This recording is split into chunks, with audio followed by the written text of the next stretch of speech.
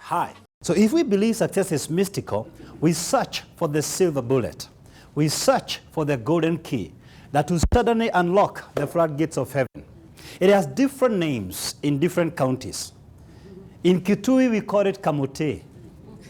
In Kiabu, we call it Mithaiga. In Coast, we call it Majini.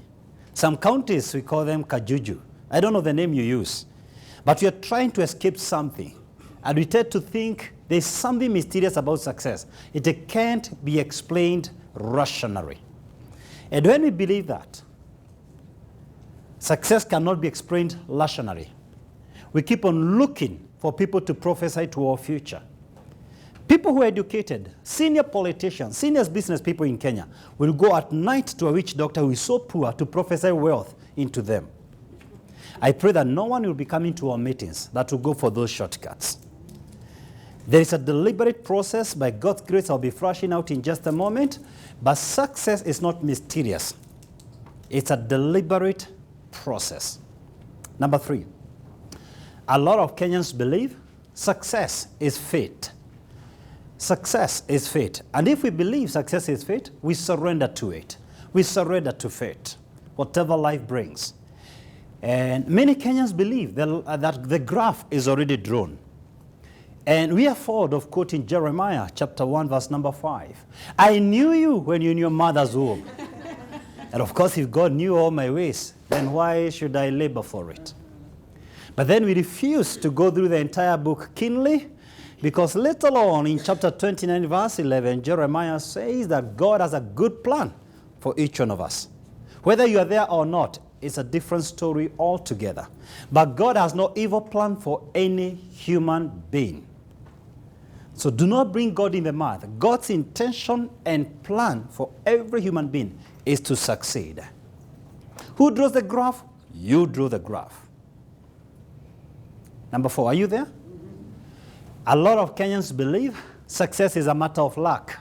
So we hope for it. We hope to succeed. And we begin our day by saying he was so lucky.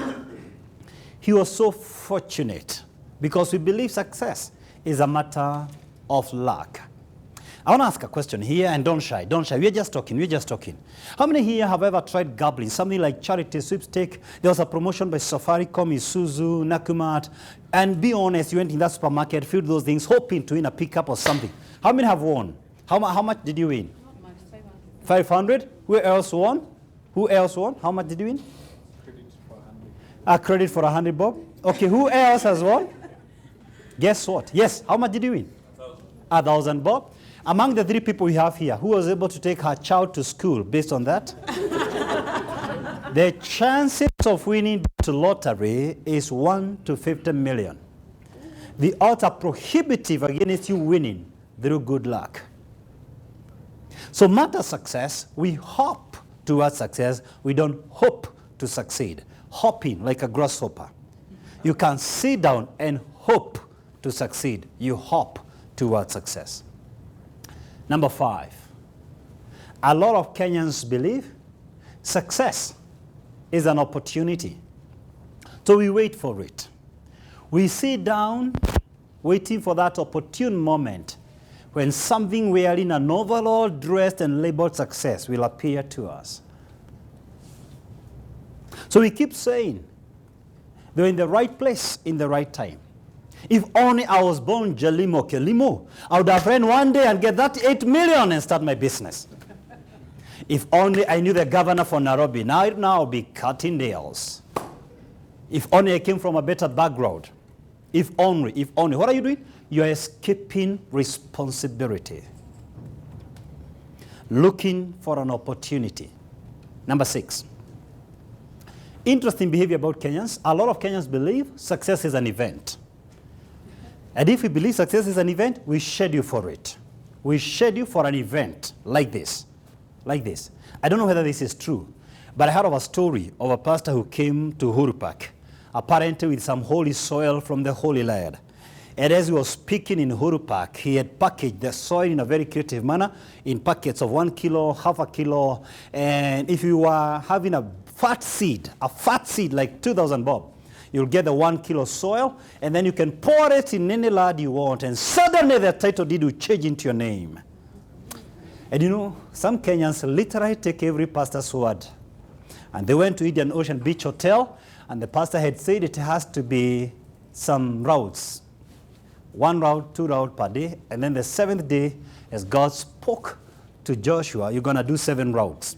So they started pouring the soil, possessing the hotel, and they began to possess the hotel.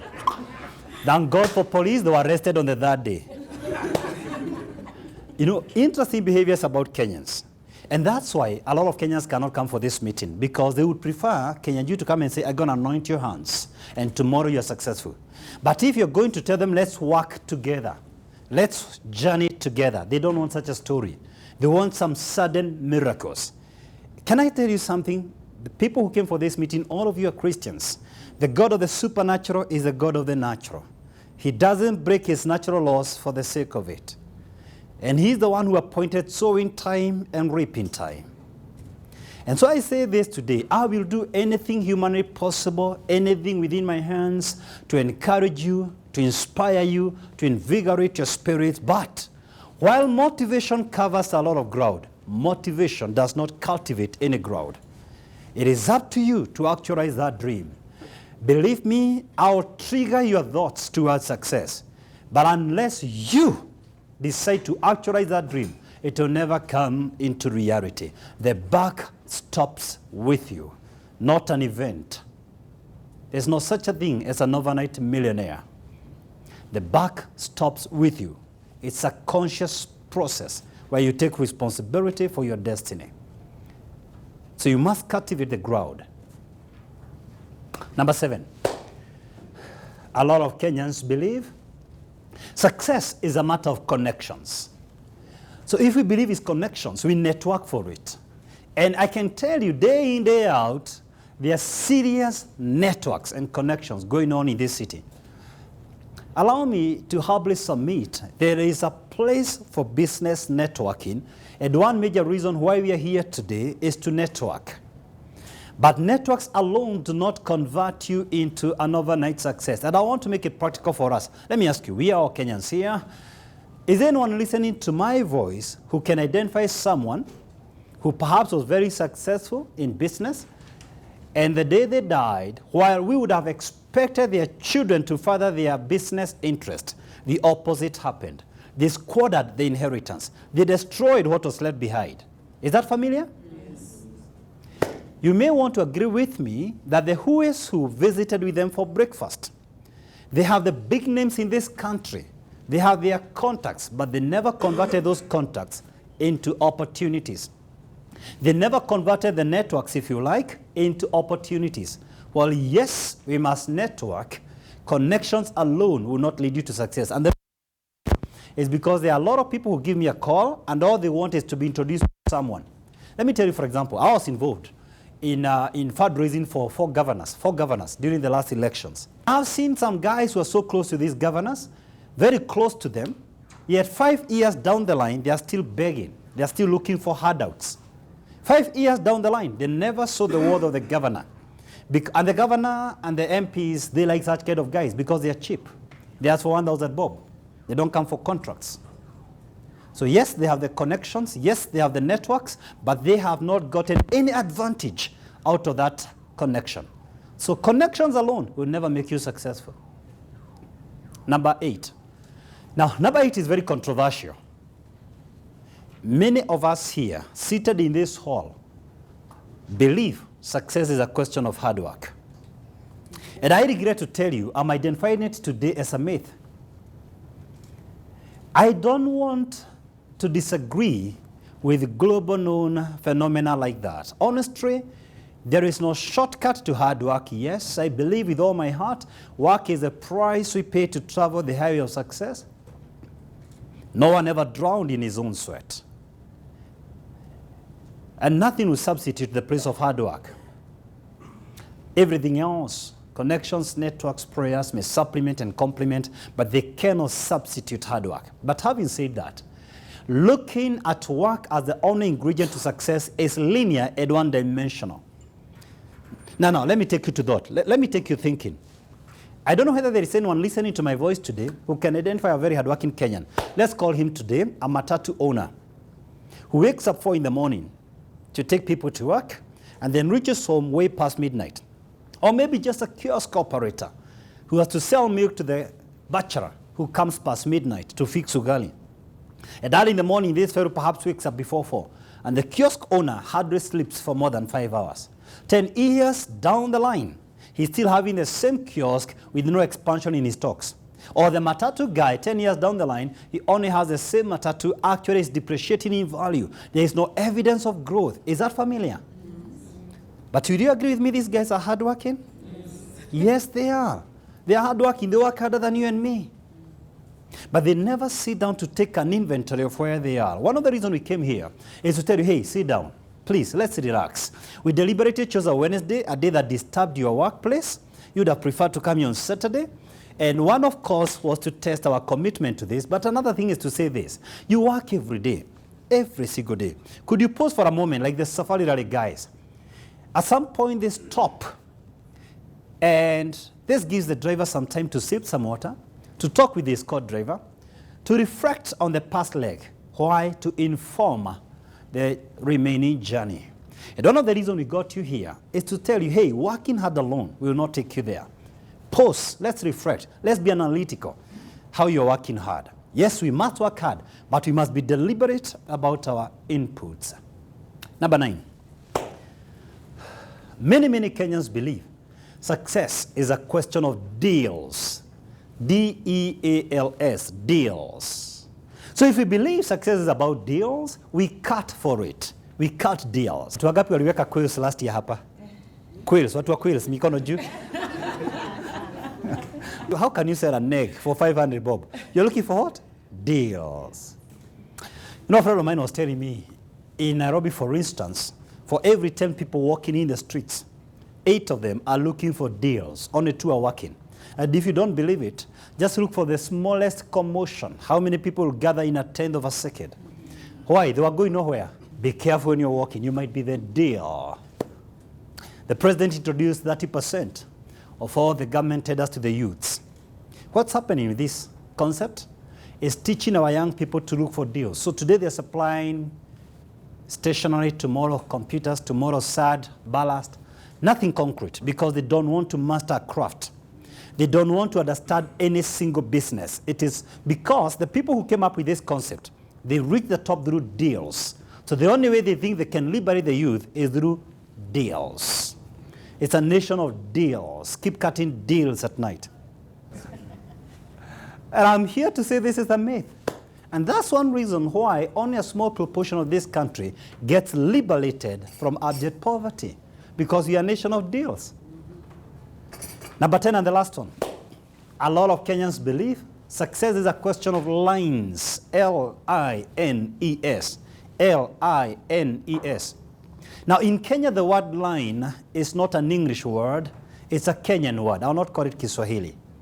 It's a Kenyan word, and you can't understand it unless it's explained through an example. Line gani iko poa? Ni ya mabarabara. Si ndio? Hiyo ndio line. Natafuta line. Nikipata line, mimi nita succeed. You agree this is only a Kenyan word.